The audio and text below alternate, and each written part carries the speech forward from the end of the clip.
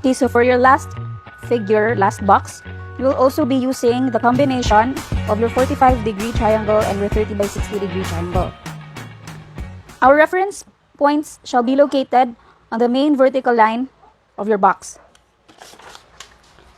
So, also you will locate the center point by dividing your horizontal line and your vertical lines. So from the center point, we will be measuring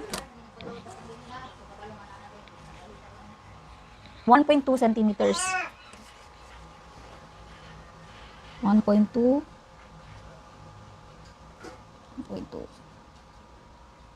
We'll also be doing it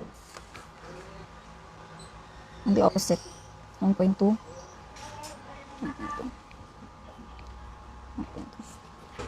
So that's our only reference points.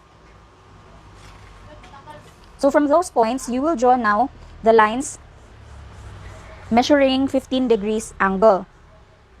By achieving that line, we will use your 45-degree angle triangle and your 60 degrees and your 30 by 60 degrees angle triangle in this position.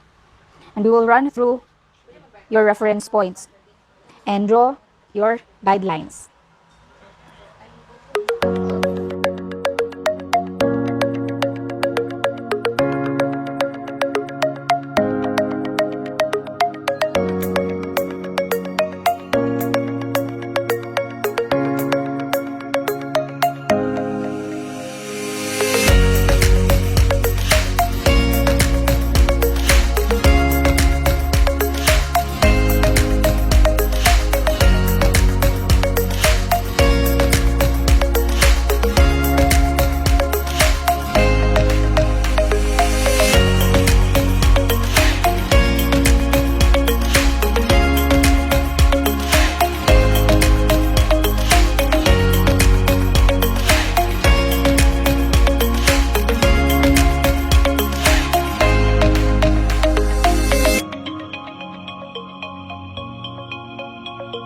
So we'll now darken our final figure.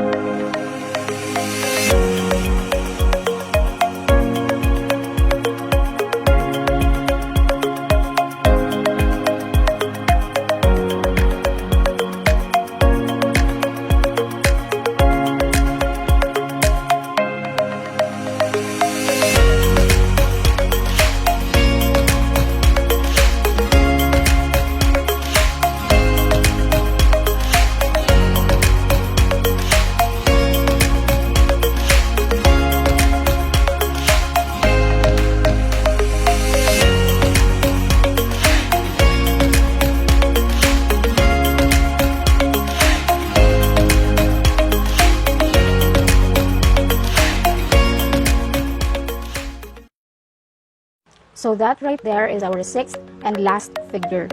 So it's time for you to do it on your own now and submit it to me when you're done.